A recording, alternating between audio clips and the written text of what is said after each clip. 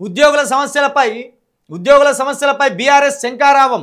రాష్ట్రంలోని ప్రభుత్వ ఉద్యోగులు ఎదుర్కొంటున్న వివిధ సమస్యలు, రాష్ట్ర ప్రభుత్వ వైఖరిపై బీఆర్ఎస్ దృష్టి సారించింది. ఉద్యోగుల సమస్యలు పరిష్కరించేందుకు అవసరమైన కార్యాచరణ రూపొందించాలని నిర్ణయించింది. ఉద్యోగుల అంశంతో పాటు రాష్ట్ర ప్రభుత్వం అనుసరిస్తున్న ప్రజా వ్యతిరేక విధానాలపై పోరాటం చేయాలని భావిస్తున్నది. ఎన్నికలకు ముందు కాంగ్రెస్ ఇచ్చిన హామీలను అమలు చేయించే దిశగా ఒత్తిడి పెంచేందుకు అనుసరించవలసిన వ్యూహాన్ని సిద్ధం చేయనున్నారు. దీనిపై బీఆర్ఎస్ వర్కింగ్ ప్రెసిడెంట్ కేటీఆర్, మాజీ మంత్రి హరీష్ రావు శుక్రవారం చర్చించారు. కోకాపేటలోని హరీష్ రావు నివాసానికి కేటీఆర్ వెళ్లి పలు అంశాలపై సుదీర్ఘంగా చర్చించారు. 1-2 రోజుల్లో మరికొందరు నేతలతో వారు భేటీ కానున్నారు.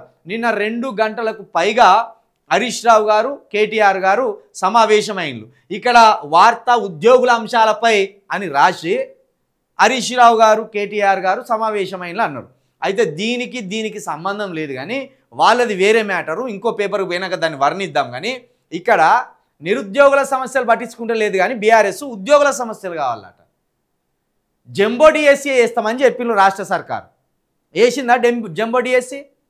ఇప్పటి వరకు రాష్ట్ర సర్కారు వేసిన అధికారికంగా వేసిన ఉద్యోగాలు 15,000 మాత్రమే. వాళ్ళు చెప్తున్నట్టు 50,000 అనేది గత ప్రభుత్వం కేసీఆర్ గారి హయాంలో వేసిన నోటిఫికేషన్లు, వాళ్ళు పెట్టిన ఎగ్జామ్సే. అది వాళ్ళు ఎగ్జామ్స్ పెట్టి ఆ ఎగ్జామ్స్కి రిజల్ట్స్ ఇచ్చిండ్రు, వీళ్ళు నియామక పత్రాలు ఇచ్చిండ్రు.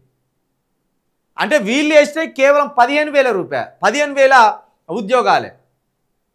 మరి నిరుద్యోగులంతా ఆశగా ఎదురు చూస్తాను. డిఎస్సి ఎప్పుడు వస్తుంది, మళ్ళీ గ్రూప్ 2 ఎప్పుడు వస్తుంది, గ్రూప్ 3 ఎప్పుడు వస్తుంది. ఇప్పుడు ఆ గ్రూప్ 1 సంబంధించి కోర్టులో అంశం తేల్తలేదు. నిరుద్యోగుల కోసం పొట్లాడమంటే నువ్వు ఉద్యోగస్తుల కోసం పొట్లాడుతున్నావు. వీళ్ళకి తెలుసా అన్నట్టు ఉద్యోగస్తులను పట్టుకుంటే చాలు, ఆ ఉద్యోగస్తులే మిగతా వారిని టర్న్ చేస్తారు అని. ఇదా సామాన్యుల కోసం నిలబడండి అంటే ఆల్రెడీ ఉద్యోగాలు ఉన్న ఉద్యోగస్తుల కోసం నిలబడతానులా. సరే, వాళ్ళ సమస్యలు కూడా పరిష్కరించవలసిందే, కాదంటలేం. కానీ ముందు ఈ ఏజ్ అయిపోతుంది కదా నిరుద్యోగులది. ఒక జంబో డిఎస్సీ వేయించే ప్రయత్నం చేయరాదు? నిరుద్యోగులతో ఒక భారీ సభ పెట్టే ప్రయత్నం చేయరాదు? అవి చేయం. మనం చిన్న పనులు పట్టుకొని మేము ఫైటింగ్ చేస్తామని చెప్పాలి. రైతులంతా ఒక కాడ ధర్నా చేస్తా అంటే రైతుల కాడికి పోయి పోజులు ఇచ్చి ఫోటోలు దిగి ఇగో రైతు నిరాహార దీక్షలో పాల్గొన్న కేటీఆర్, ఇవి చెప్పుకోవాలి మనం.